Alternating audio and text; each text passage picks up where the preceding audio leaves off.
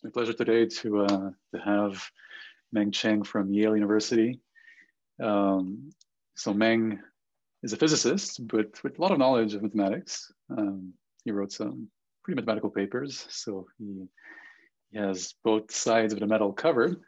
A bit background about Meng. So he did his PhD in physics at Maryland under Desarma, which is a very renowned physicist, especially working on topological phases. So did Meng back in the days at Maryland. And after he was recruited by Microsoft Station Q for a very prestigious postdoc. It pays as much as a junior faculty position or more. So people want that job, and it's in Santa Barbara in the sun, and you work with a lot of fun and smart people. So Meng did a lot of work on topological phases, anyons, symmetry protected phases, and the word category started appearing in his papers around that period. So he spent 3 years there, and he was afterwards recruited directly at Yale, where he's assistant professor, right? Yeah, you're still assistant professor, yeah. He's a Sloan fellow. He's writing a lot of interesting papers these days, and today we'll hear about one of those interesting topics that's emerging. It's about these fracton phases, and Meng will talk about fractonic topological phases. So Meng, the mic is yours. Okay. Well, thanks, William, for the nice introduction, also for the invitation. It's a great pleasure to speak in this nice seminar series, which I've been following. And today I'll talk about a kind of new emerging topic in the field of topological phase. We just attach the word fractonic, and my goal is to explain what that adjective means. Okay, so I understand that the background audience is probably very diverse. Sorry, some things, oops, okay. Given the diverse background audience, so the talk will be mostly introductory. And here's the plan of a talk. So I'll give a quick overview of more conventional topological phases, at least to my understanding.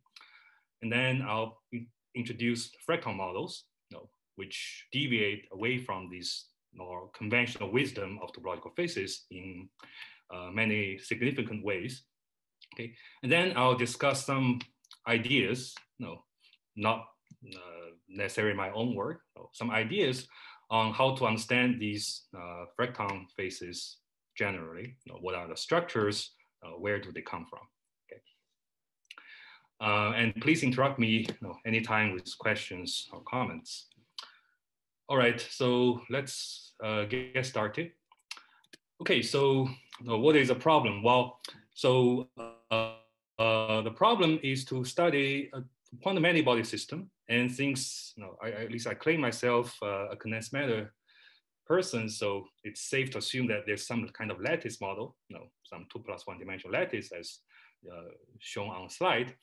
And even to be more concrete, we can assume that there's a finite dimensional Hilbert space per site. Imagine there's a spin 1/2 or some kind of electron. Okay. And the interactions are local, so we're dealing with local Hamiltonians.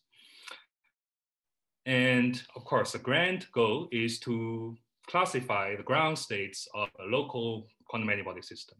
Okay. Of course, that is way too ambitious.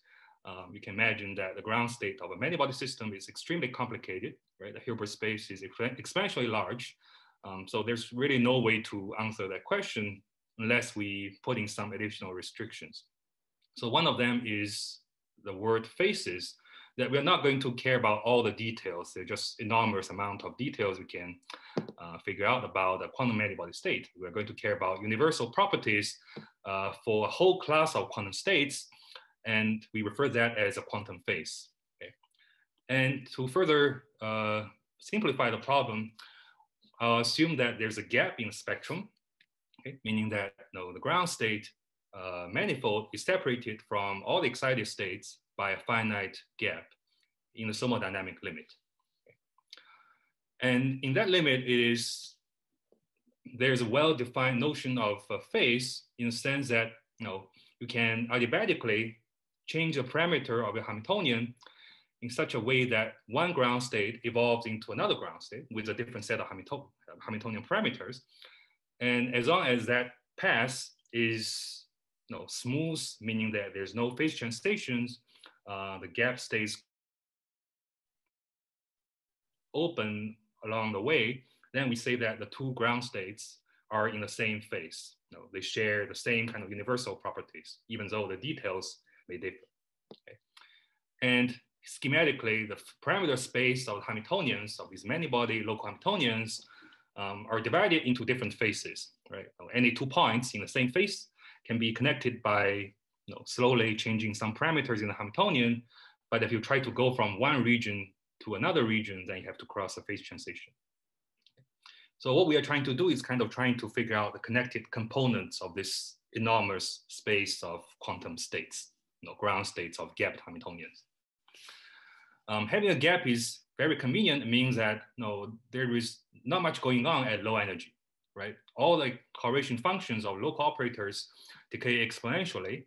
Okay, excitations, low energy excitations come in form of localized lump of energies, which we call quasiparticles. Okay. So with this setup, now still, it's still a complicated many-body system. So the conventional sort of wisdom is that quantum field theory takes us a long way describing at least low energy, long wavelength physics of a many-body system. Okay. It's almost like the tool invented to deal with such a problem. So at least at energy scale well below the gap and length scale much larger than the correlation length of the system, we usually assume, at least for a long time, we assume that the gap phases are all well described by topological quantum field theories. Okay, of course, quantum field theories, they do not. They can be applied to other situations when there's no gap, but I'll only talk about gapped phases. So here, the additional word is topological, meaning that there's really nothing going on at low energy. Everything's low end, the short distance details do not matter. Okay. And of course, exemplary topological quantum field theory, the 2+1 Transsignment theory, write down action here, and action does not depend on the metric at all, so it is the topological invariant of the space-time manifold. Okay. And in the topological quantum field theory, there's no local observable. Local observables are just trivial. And you only have non-local observables, such as Wilson loops in Transsignment's gauge theory. And these Wilson loops, the expectation value of these Wilson loops, correlation functions, they are invariant under small definitions, right? They only depend on, for example, the way that these loops are linked to each other, but do not care about any details of like the shape of this loop. And we know that all of these things, the Euclidean version of topological quantum field theories, which we usually do, can be put on rigorous mathematical footings. For example, the axioms put forward by Michael Atiyah. Okay, so this is what has been sort of the folklore assumption about gapped phases, that they can be well described by a topological quantum field theory. Okay. Now, remember that we are really talking about a lattice model. So going from a lattice model to a quantum field theory, and then to a kind of a space-time symmetric, Lorentz invariant quantum field theory is a quite a large conceptual leap, right? So one question is that how do we know a lattice model is really TQFT-like? Okay. Well, we don't really know the answer to this question, but one proposal is a notion called the gapped quantum liquid. This was first proposed by Xiaogang Wen and Bei Zhen back 5 years back. So the idea that if you have a system that is described by a topological quantum field theory, well, shouldn't really care about details of system. And one of the details is the system size or the cutoff. Okay. Therefore, topological phase, or TQFT-like topological phase, should have the property that if you put it on different system sizes, the ground state on different system sizes should be somehow the same, should be somehow connected to each other. Okay.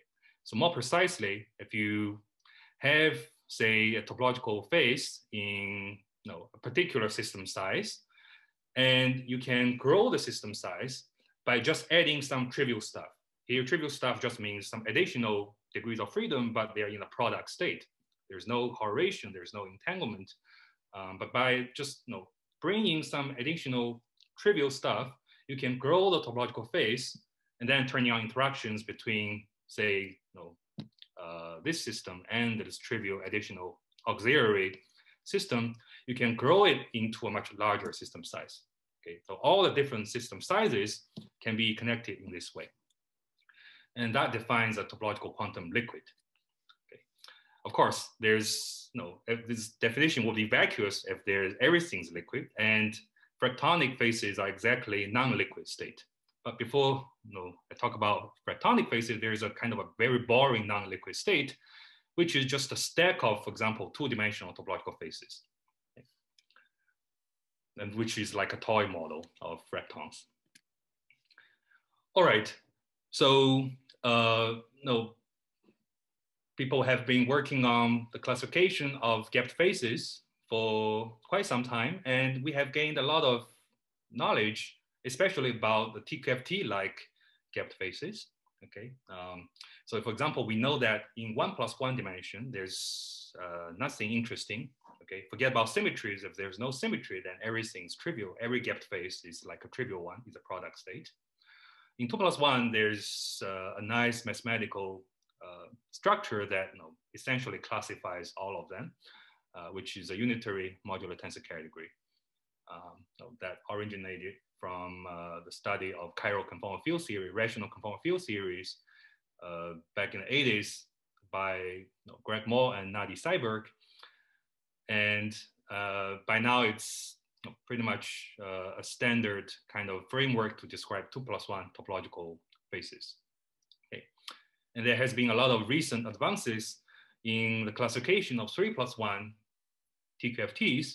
And now it's almost, well, to my understanding, it's a theorem that under a suitable definition of topological phase, every 3+1 TQFT is basically a topological gauge theory of some kind. Okay, so this is kind of a landscape of gapped phases that are TQFT-like up to now. All right, so let me spend some time describing what these topological phases look like, the conventional ones look like, to contract with the fractonic ones. So the example is the first one nowadays. The first topological phase that everyone learns about is the 2+1 Z2 tori code, and it's a very simple lattice model. So we consider a square lattice, and you put qubits, or if you like, spin 1/2 on the edge of the lattice. Okay, and then we can write down interactions in terms of the Pauli operators, so Pauli X and Pauli Z, and interactions come in two types. There's one term associated to each vertex, and you just take the 4 Pauli X around one vertex and call it A of V, or the vertex V.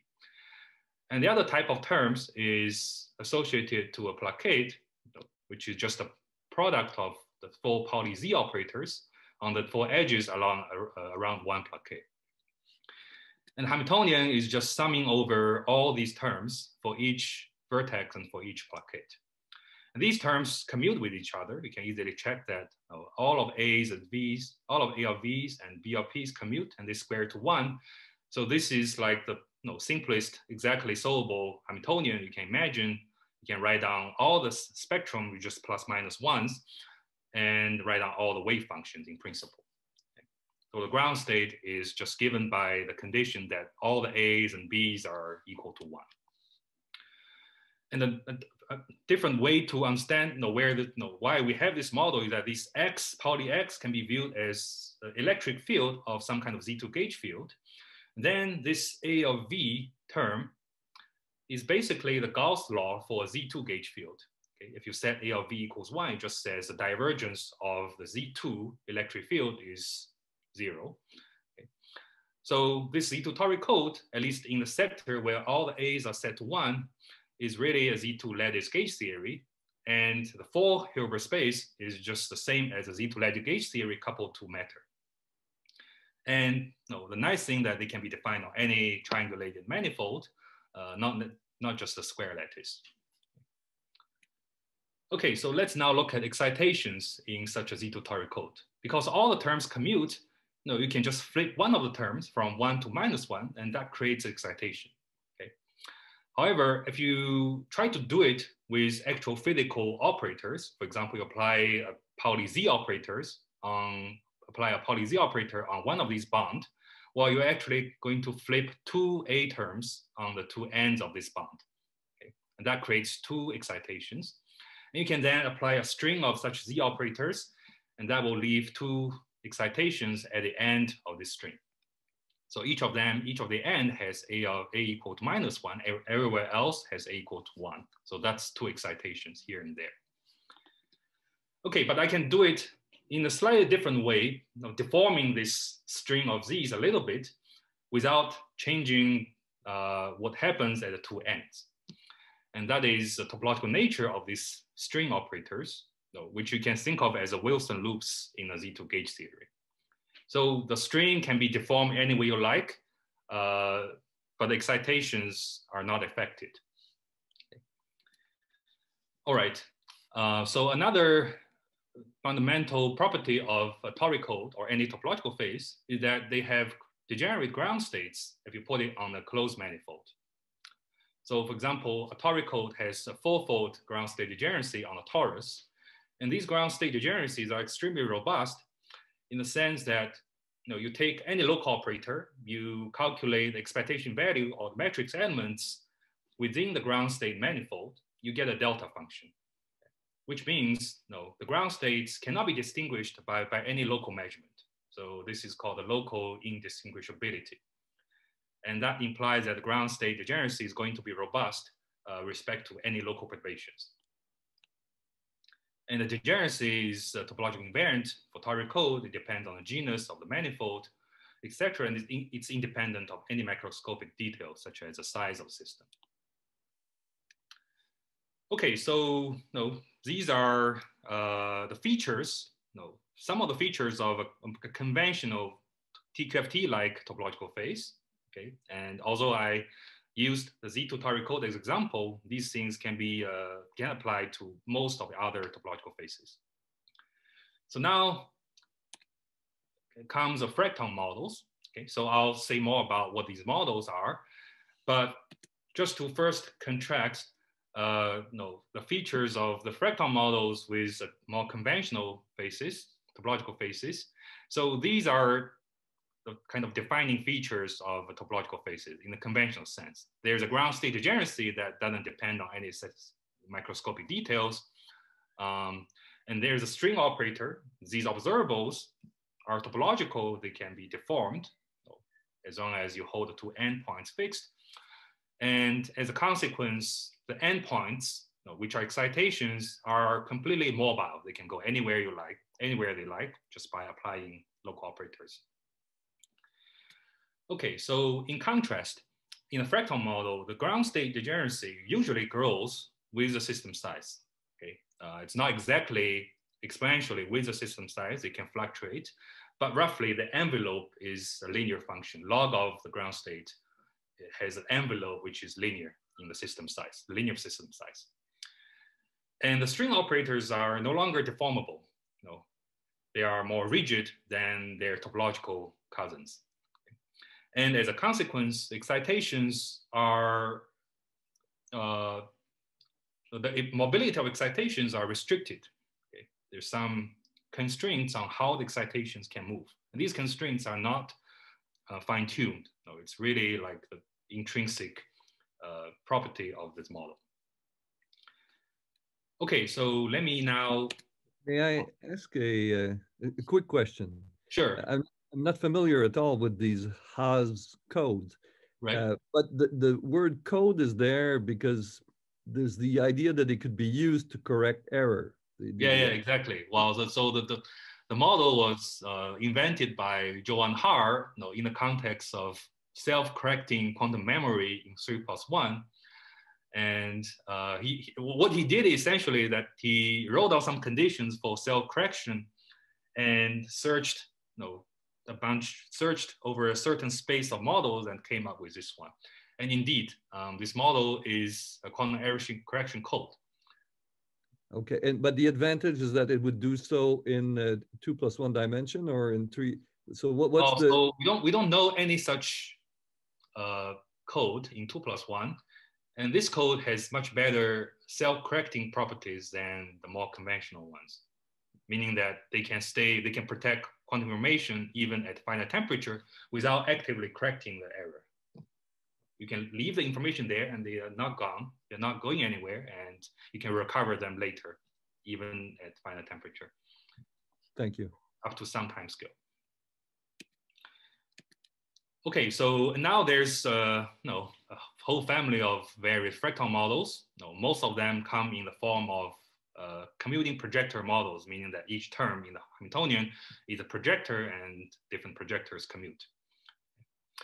So before I discuss the models, let me just give you some terminologies, which we, at least in this community, we use to describe particles with various mobility. So a fracton is a particle that just does not move at all. Okay, no local operator can move this excitation, just stuck there.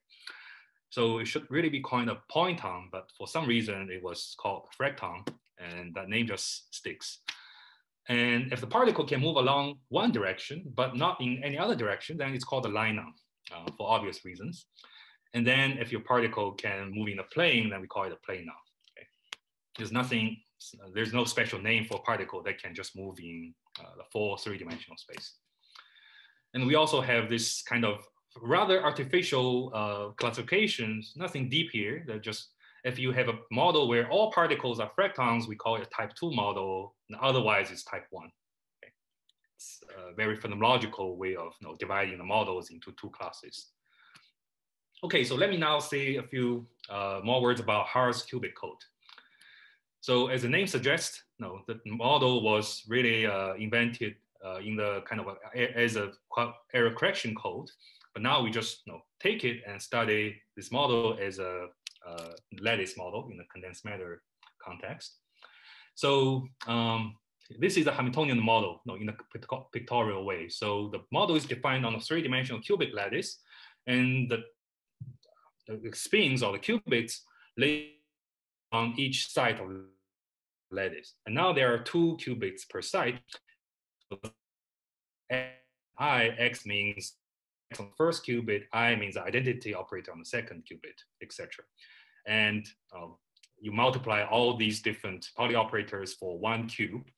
That's one term. And then there's another term, just consists of zeros for every cube as well. And then you add up all such terms. Okay? So I hope everyone's still hearing me, because God is saying that my internet is not stable. So just let me know if things are breaking, but okay, good.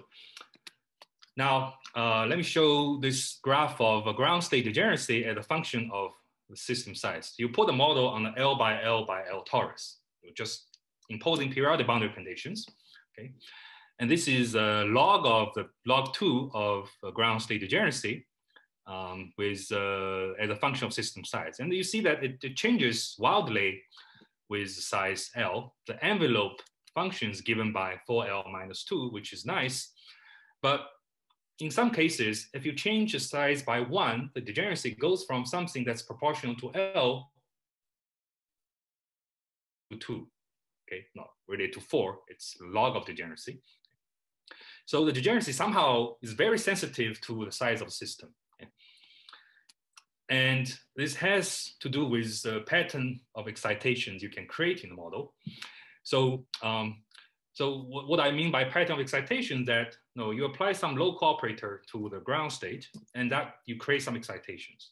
However, in this case, if you apply a local operator, say xi, meaning that x on first qubit, I on second qubit, you actually create 4 fractons.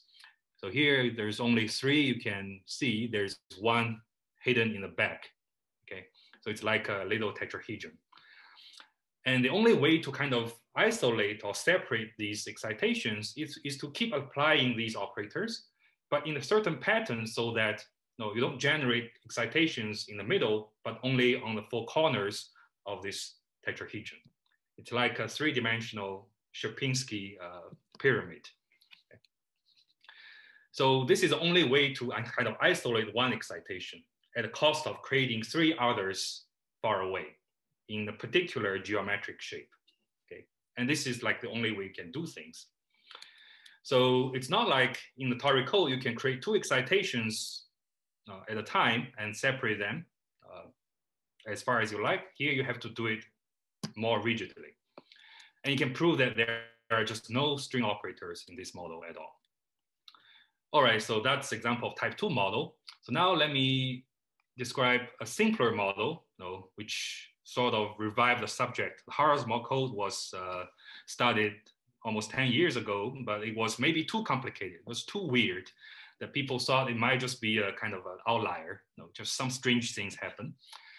But then after a few years, more models came, and now we know that it's not an accident. There's nothing too fine-tuned about these things. They're just pretty common in 3+1D. So the X-cube model is again a model of qubits defined on the cubic lattice.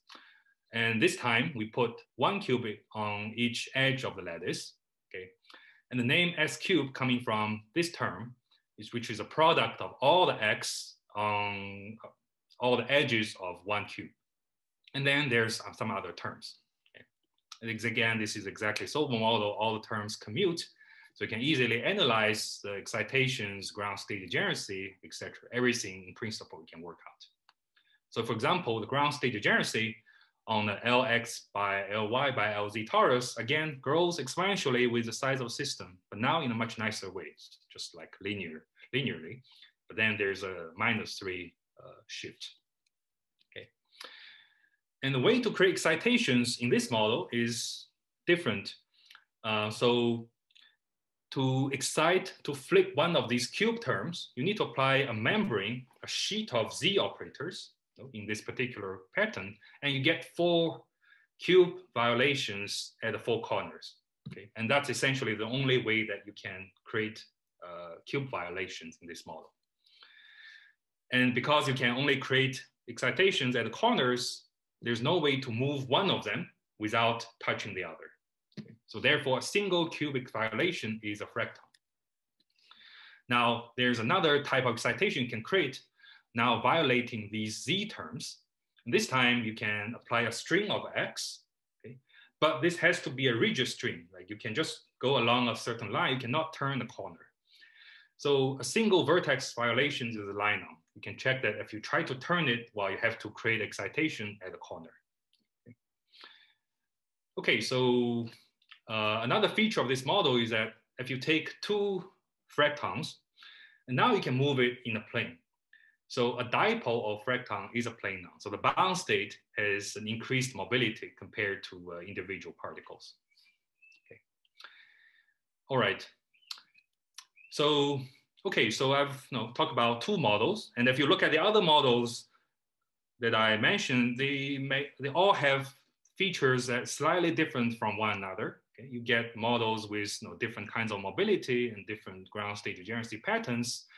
So it might seem like just a whole mess. Okay? You get this whole mess of varieties of models and with complicated behaviors. Somehow they depend on the size of the system, the geometry of lattice in some way. So is there some kind of unifying principle or structure underlying all these models? So, but Meng, I have just a quick question. Yeah. So you gave 2 examples of 3D models. Right. Do you have an example that's simpler in 2D, or is there a reason why you chose already 3 dimensions instead of 2? But we have very good reasons to believe that these models do not exist in 2+1. So that's not proven, but there's very strong arguments that suggest that in 2+1, every gapped phase is described by a modular tensor category and is a TQFT. So if you want to find these models, you have to go to 3+1. Or gapless 2D, where you can have fracton-like behavior, I guess. Even gapless, so there are some gapless series which host fractonic excitations, but in 2+1, they suffer from the same confinement problem as an ordinary pure gauge theory in 2+1. So they are not stable, or they need some symmetries, as far as I understand. Okay, all right, so yeah, so this talk is gonna be about 3+1 exclusively, nothing 2+1. But one reason that the models are existing 3+1, that in 2+1 we have topological order states. We have anyons and these stuff in 2+1, and then you can kind of increase the dimension. And okay, that's what I'm going to talk about now. All right, so now I want to just kind of sketch some ideas that have sort of come up to give more structures to these models. Right now it's just like a whole bunch of models. Okay. All right. So one idea is to use symmetries. Okay. So let me just give a simple example. So how do I restrict the mobility of a particle? How do I prevent this particle from moving? Well, one way to prevent the particle from moving, just to say, well, there's certain symmetry. That symmetry could be, for example, the conservation of charge in a plane. Okay, and if I want to conserve the charge in this plane, the particle cannot go out of the plane, right? The charged particle cannot go out of the plane, and that's just a very simple way to restrict the mobility of the particle by symmetry. So if I have some kind of symmetry on each plane, then these charged particles, they are forced to move along inside these planes if the Hamiltonians preserve the symmetry. Okay? To move it from one plane to another, you have to break the symmetry. Or if I have two sets of planes, then I have a symmetry, some kind of symmetry, defined on each of these planes. Then a charged particle charged under both these symmetries, they have to move along the intersections of these planes, right, to preserve the charge on the two orthogonal sets of planes. And you can imagine if I have three sets and the charged particle charge under all these symmetries, it has to be a fracton. It cannot go anywhere. So this is a kind of a simple way to restrict the mobility. But this is protected. This is we put some symmetries by hand to make this happen. So we want something more robust. And well, there's a way to strictly enforce the symmetry is to gauge the symmetry, right? If you have a global symmetry, you can turn it into a local symmetry. And then gauging means you have to project to the gauging invariant subspace, which is basically the states that preserve the symmetry. They are invariant under the symmetry. And that way you can enforce the symmetry strictly. So that is exactly what happens. And let me just do it for a 2+1 case. You can imagine this is one of the planes, and you can start from just the most boring icing spins, just with this X Zeeman field. Okay, X of I is the Pauli X operator, and you have spins on each side. And the symmetry is just the product of all the X on each side. Okay? So this is an ordinary icing system. And we can gauge the symmetry by introducing all these Z2 gauge fields. This is Z symmetry, so we introduce Z2 gauge fields on, say, the bounds of this lattice, and these are the gauge fields. And we have to impose a Gauss law, which means now X of I is the charge, the Z2 charge on this side, I, has to be equal to the product of the electric field on the four edges around I. Okay? So that's basically the Gauss law term, or the vertex term in the torus code case. So with this constraint, on the Hilbert space, then the product of all the xi has to be equal to 1 because it's equal to the product of all the gauge fields, but each of them appears twice, so you get 1. So in this gauge invariant subspace, the symmetry is now enforced strictly. Okay. So now you can imagine if I take this set of planes where each plane has a conserved charge, and I gauge all these symmetries, I will get a 3-dimensional fractal model because now the symmetries are enforced strictly in the Hilbert space. Okay. And you can do it, you can check that if you gauge, say, these planar symmetries defined in the 3 orthogonal planes, you do generate a fractal model which is exactly x cubed after some transformations. Okay. So that's a kind of a method to at least describe a large class of fractal models as a gauge theory of subsystem symmetries.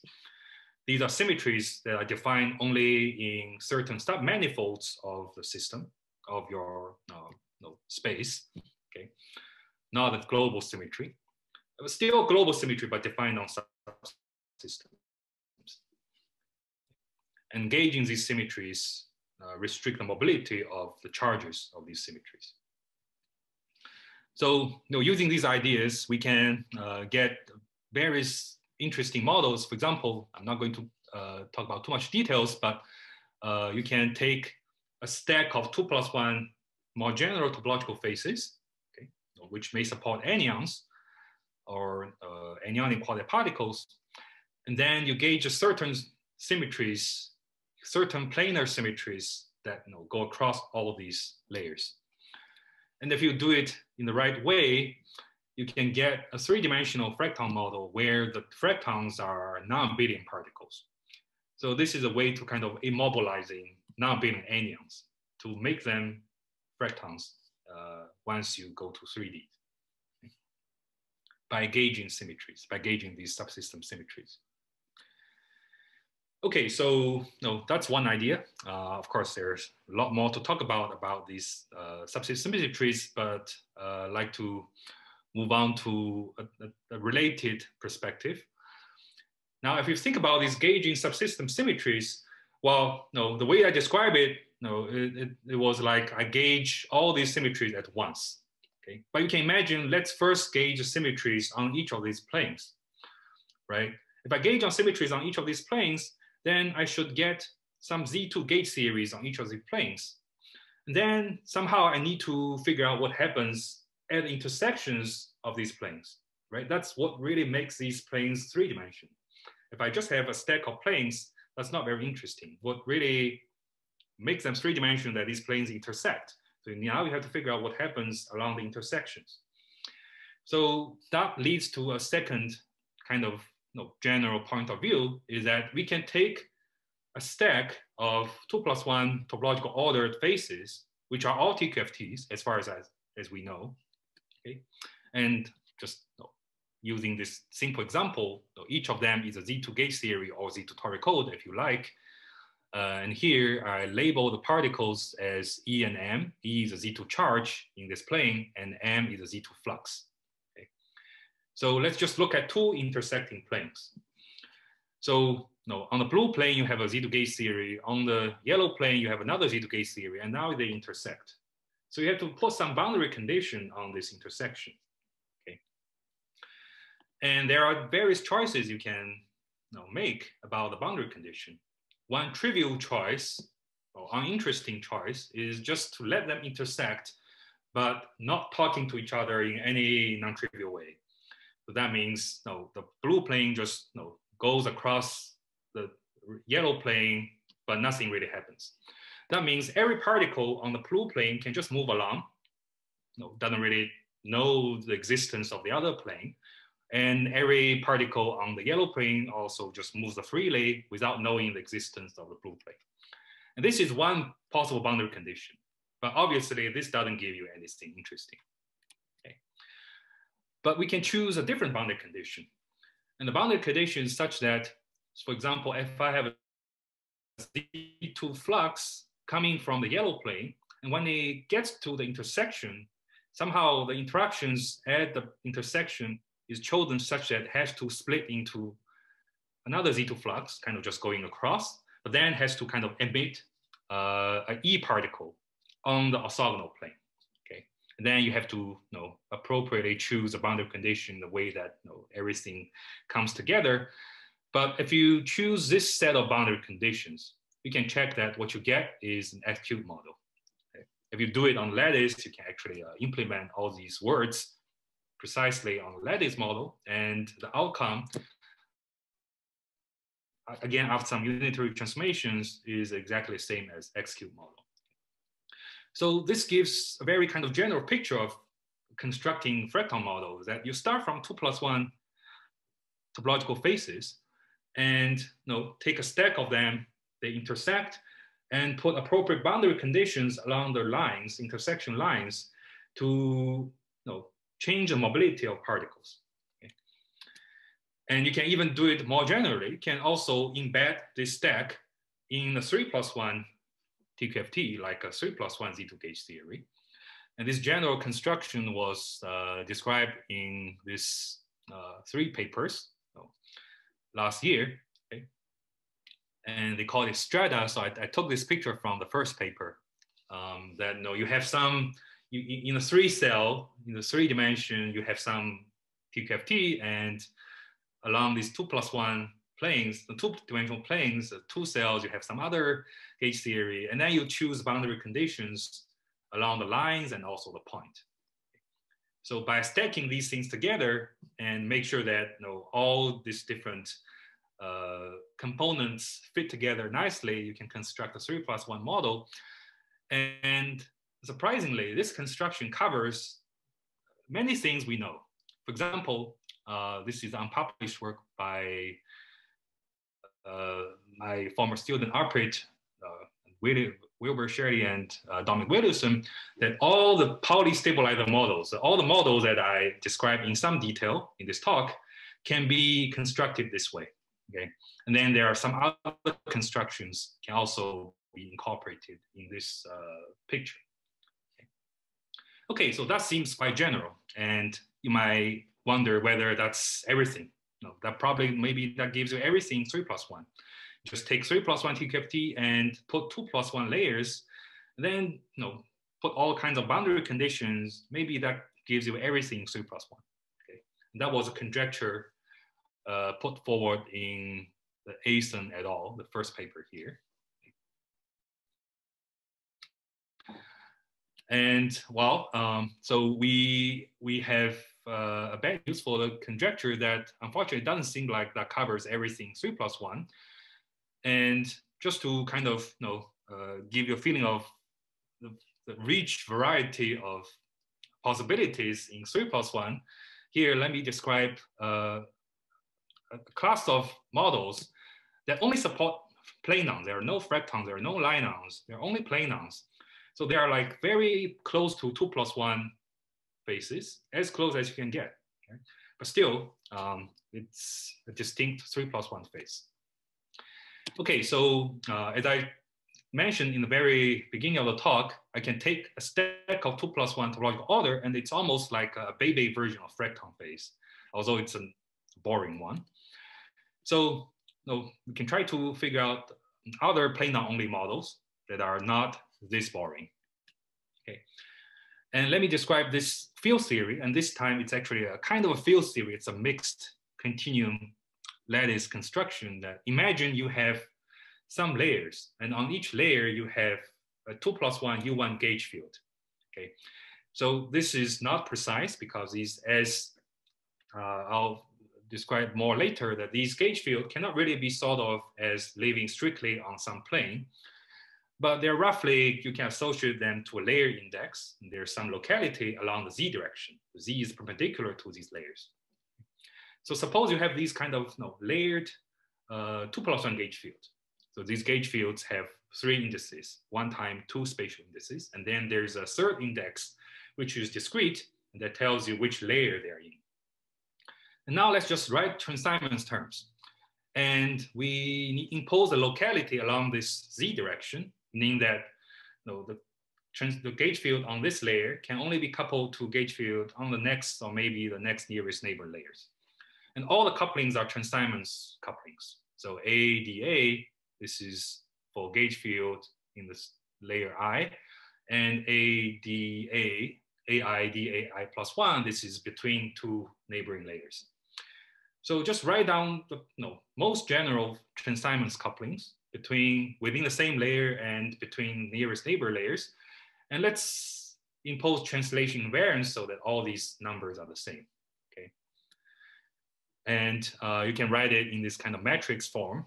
It's a K matrix of a multi-component Transsignment theory, U1 Transsignment theory. Okay? And plus dot, dot, dot, dot, dot means Maxwell terms.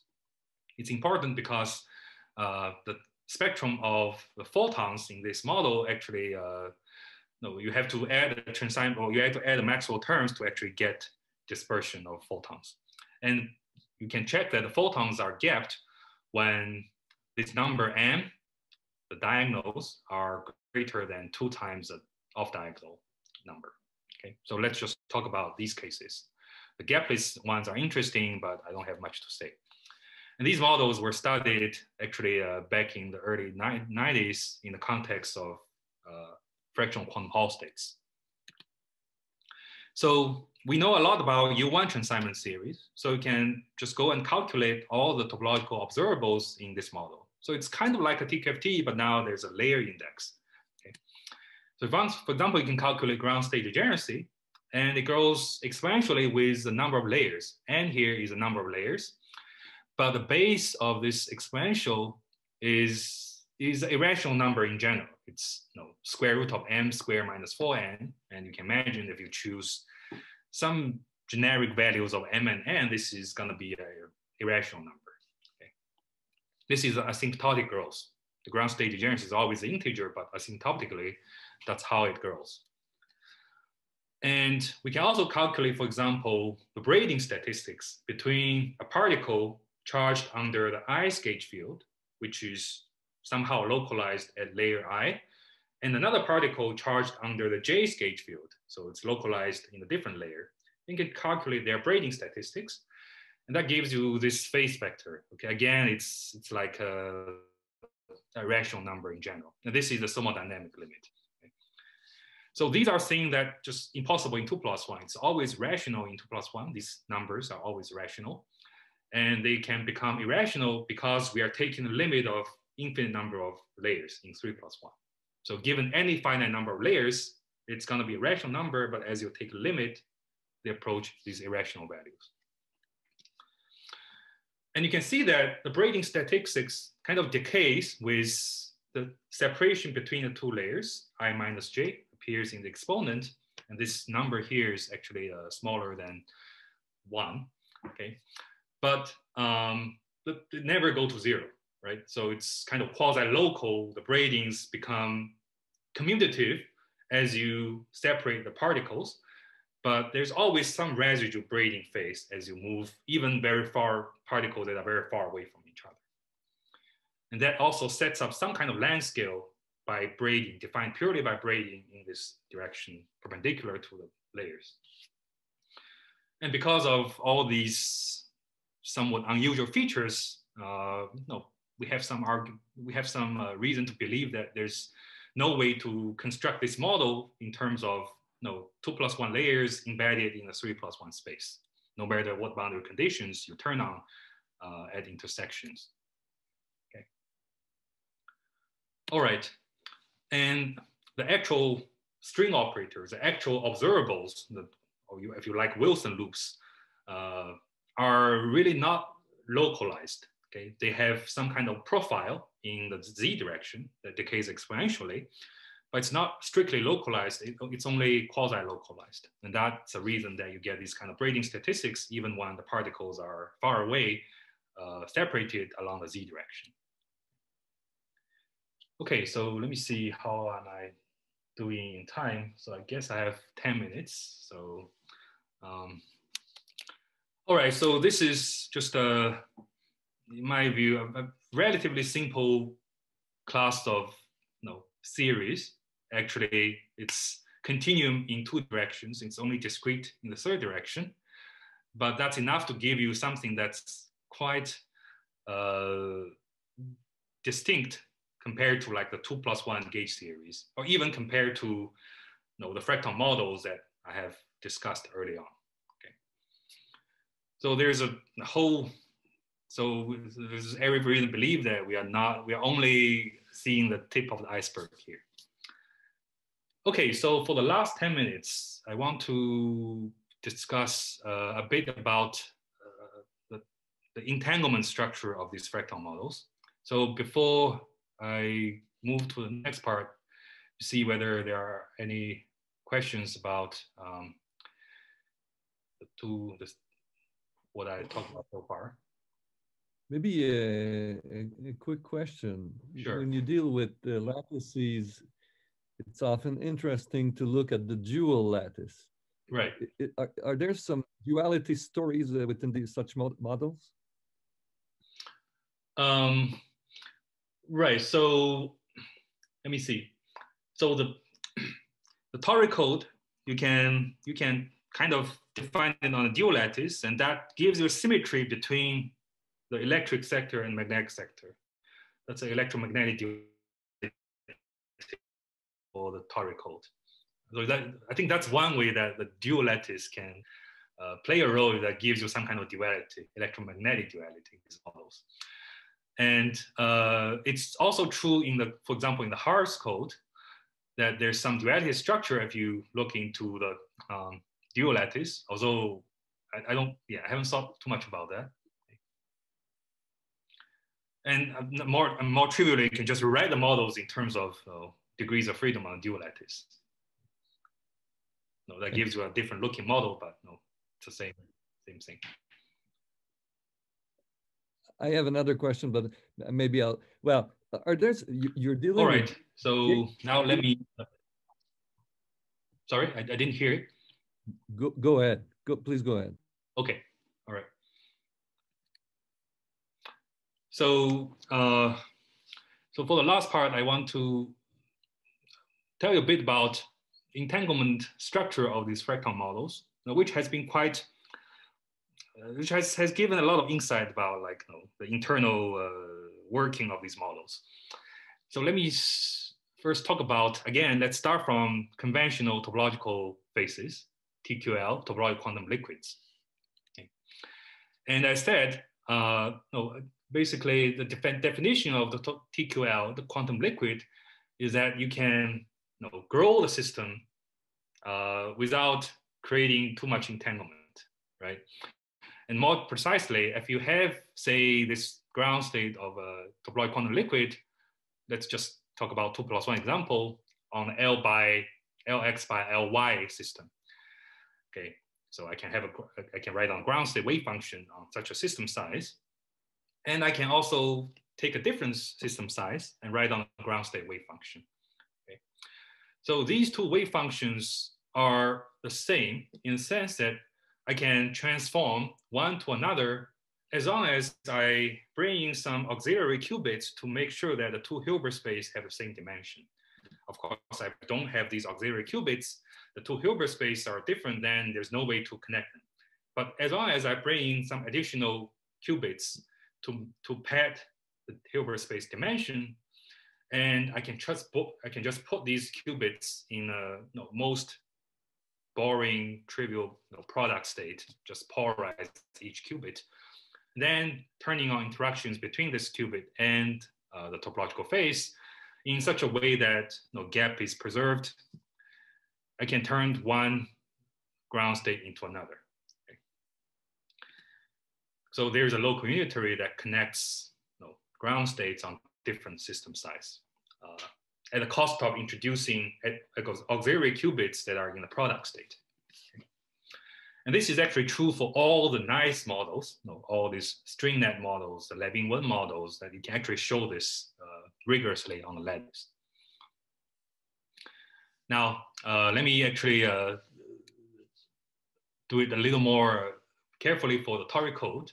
So suppose you have this toric code model, and that's a Hamiltonian that I wrote down earlier.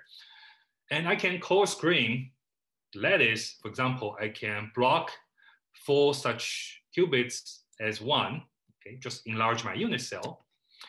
And and do some unitaries, okay, and remove to disentangle, to disentangle these qubits in one block, okay, to remove the short-range entanglement between these qubits. So this is reminiscent of the Wilsonian RG, for example, where we coarse grain in large unit cell, for example, and do something to remove short-range correlation. But here, we are removing short-range entanglement. Okay. And then you get a different model now defined on the coarse grain lattice. And turns out that this, on the coarse grain lattice, the model looks exactly the same. It's again just the torus model. And this is kind of like an RG transformation, but only applied to a ground state wave function in a sense. Okay. So a 2D torus code, in this sense, is a fixed point under the entanglement RG. Okay. It's already a fixed point under the conventional Wilsonian RG because there's a gap, it has zero correlation length, so it's a fixed point under the conventional RG, but it's also a fixed point under this kind of entanglement RG transformation, which removes short-range entanglement. Okay, so now we can try to do this for the fracton models. And you can imagine that it's not going to be a fixed point because even the ground state degeneracy, which is a topological invariant of this model, is different for this different system size. So we cannot hope that different sizes are connected by some local unitary in this usual way because they just have fundamentally different ground states. Okay. So what happens, for example, in the X cube model, is that you can increase the size of system, but the price you have to pay is that you have to bring in a whole layer of torus code. Okay. Again, you always have to introduce some additional auxiliary qubits, but now this time these qubits have to be entangled already to form this 2+1 torus code to begin with. Unlike in the conventional case, these qubits can just be left completely unentangled, disentangled, and that still does a job. But here, I have to put the qubits already in the kind of highly entangled state, and then use that as a resource to grow my X cube model from, say, L by L by L to L by L times L+1. Okay. And it means that, well, this is unitary transformation, so you can go both ways. You can take a model and then kind of cleave out one layer of torus code. And this is unitary transformation. There's nothing, you don't lose anything. And then cleave one and one until you get like a bare bone minimum structure of X cube. So that really tells you that X cube is somehow these two-dimensional torus code stack up together, but in a very interesting way. It's not really just a stack of torus code, as we already explained, but they are somehow coupled in a very interesting way. And more generally, for a general fractal model, at least for this kind of Pauli stabilizer model, meaning that each Hamiltonian term is defined in terms of Pauli operators, product of Pauli operators, and they commute, etc. We have carried out this RG transformation for many of these models. And the common pattern is the following. The common pattern is that if you want to grow the model, say from L by L by L to 2L by 2L by 2L, okay, you have to bring in a whole different model. In general, you have to bring a whole 3D model, not just a two-dimensional layer. It's actually a three-dimensional model in order to grow the system. So you need a lot of resource. The entanglement you need is kind of a three-dimensional entangled state in order to grow this model to a larger system size. Okay. And you can further ask, what happens to this new model, this entanglement resource I need to grow my model? Or this new model also needs some additional resource to grow. And it turns out, it is just empirical, that these new models, the resource you need is just a copy of this model itself. So that is this kind of bifurcation structure that, that is shown here, that this A model, this model that we want to study, on the larger size 2L, is unitarily equivalent to a model on the coarse grained, therefore smaller lattice, plus a bunch of other models. Okay, these are three-dimensional models in general, could be two-dimensional torus code, for example. And these additional models, they can be grown by just attaching copies of themselves. So this is self-bifurcating, and this is just a bifurcating behavior. This was first observed for Haers code by Haers, and now we've seen this in virtually every model where this calculation can actually be done. Okay. All right, so that means that the entanglement in this model has an intricate structure that if you want to grow the model, you need somewhat complicated resource. And you can actually prove some nice theorems about the structure of these models, at least for the Pauli models, the Pauli stabilizer models, that you can tell what additional resource you need by just looking at the mobility of the particles. For example, if you see a particle which is a planon in these Pauli models, then you can tell that you need a two-dimensional toric code to grow this model. Or if you see a particle which is a linon, then you can tell that you must have a linon or a fracton model to grow this model, etc. Okay. This is some unpublished work by my former student, Arpit.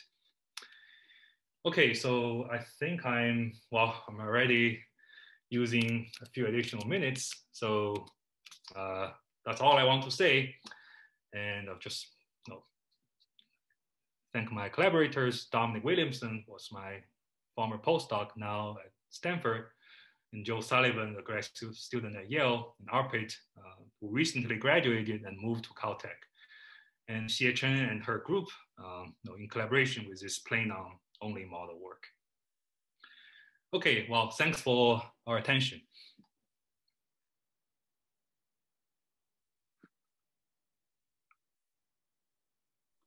Thanks, Meng, for a very nice talk. Very rich, a lot of structure in these new phases. So let me see if the audience has any questions. I mean, Luc had a question that he was going to ask. I don't know if you.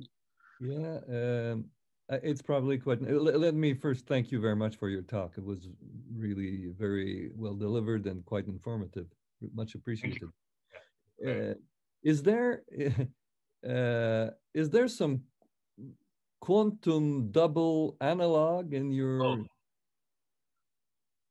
3+1? So quantum double, I imagine you were referring to these lattice model in 2+1, dream field centers. Yes. Indeed. Let me maybe try to go back a little bit. There's one slide that I just kind of skipped, just flashed through, but unfortunately, I probably don't have any details, but let me see where I can find this. Okay, right, so you can take, more generally, you can take these quantum doubles in 2+1 and construct a 3D model in this way. So the model, the actual model that I described on this slide, is actually a kind of 3D version of this quantum double model. You take a stack of 2+1 dimensional quantum doubles, and actually you take quantum doubles whose fusion categories are graded by a group G, by a abelian group G, and that abelian group gives you a symmetry of this model. The symmetries are just generated by the Wilson lines in this model. And then you take a stack of this model, and then each line, we can put these lines together and gives you a 2D plane and call that a symmetry of a 3D model. And gauging that symmetry gives you a 3D fractal model.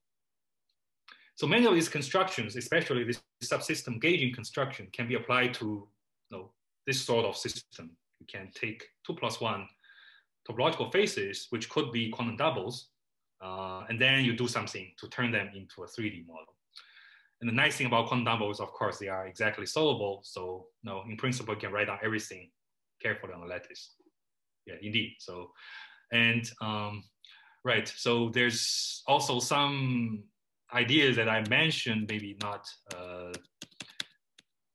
There's some members of this list. You can see that there's a string membrane net condensation, which is a generalization of this string net construction, which is the Hamiltonian version of quantum double into 3D.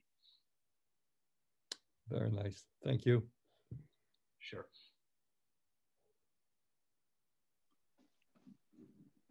So do we have other questions? Because I mean, I have questions, but I might have another quick one. You're dealing with the gauge field theories in 3+1 dimension. Is there room for characteristic classes, or some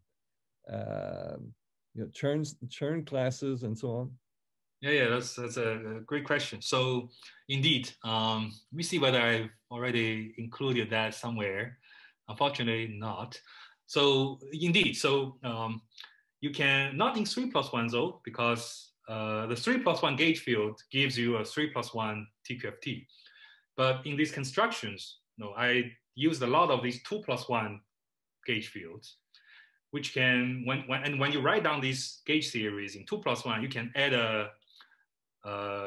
add a twist coming from like a Diagram-Witten version of these models, twisted by a characteristic class in a certain cohomology. And you can also take that to these 3D models. Right, there's some generalization that kind of hinge on these characteristic class. Thanks a lot. I'll stop. Thanks for our questions. Okay, other questions?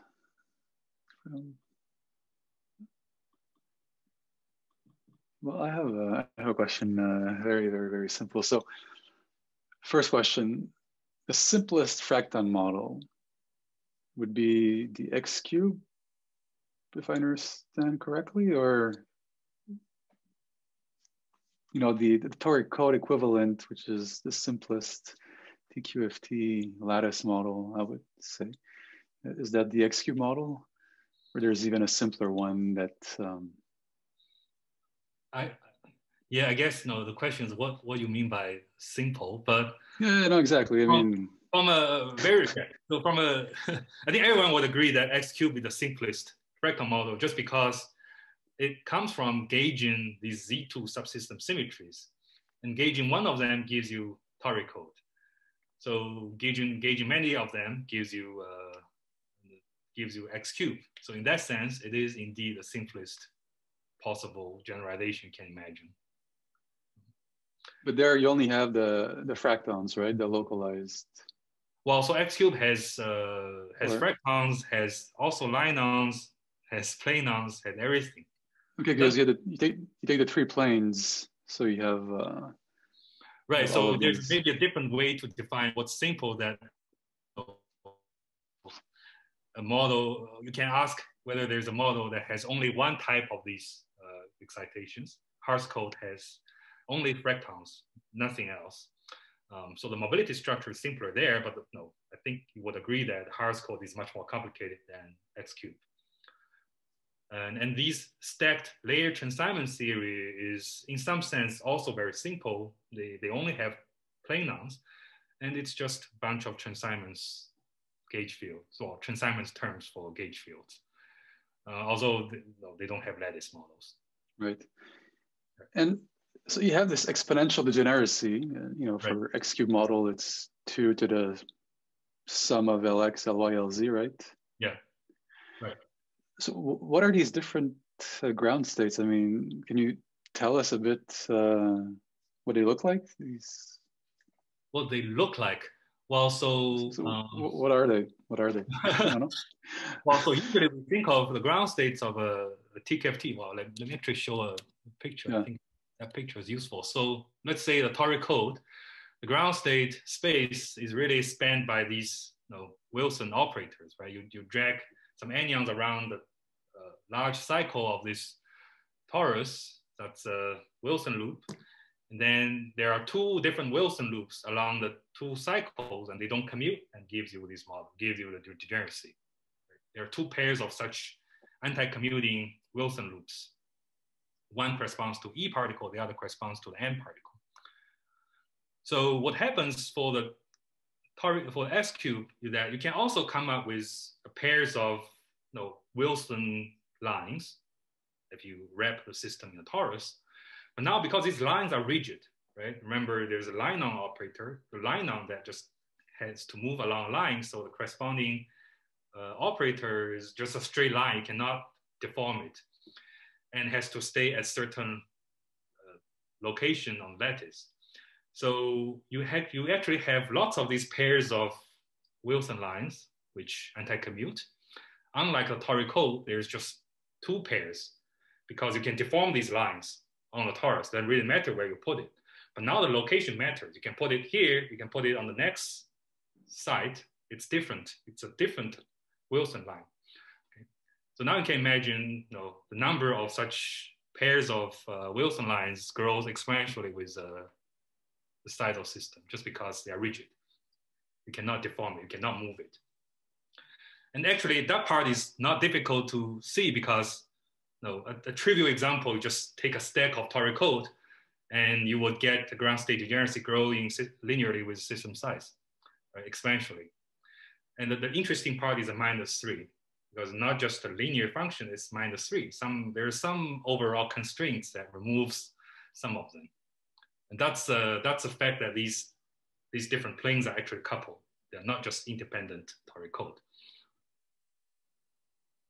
Mm-hmm. Yeah, I hope that gives. Yeah, no, okay. And if you're familiar with this kind of loop gas picture of torus code, so you can write down the wave function of torus code as just superposition of all the different electric loops. There's a similar picture for X cubed, but now the loops are not, you cannot deform them arbitrarily. They have to kind of follow a certain rigid structure. For example, you still have loops, but then when you have 3 of them coming together, you have to go along the edges of a cube. So it looks like some cage nets.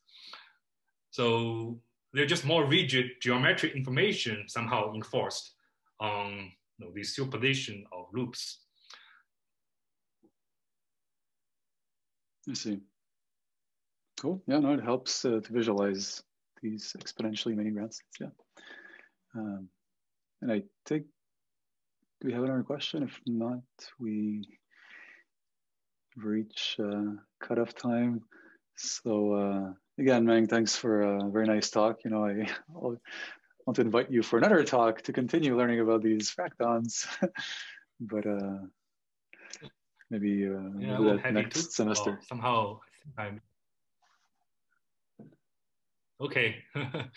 I think I was cut off. You were lagging a little bit. My internet. Yeah, so for next time you come back, make sure your internet is faster. No, but it was fine. Yeah, well, I hope. Well, you might come in person next time. Let's see. Yeah, that would be even better. Exactly. But thanks again, and thanks everyone for participating. Yeah, thanks all for. Thank you very much.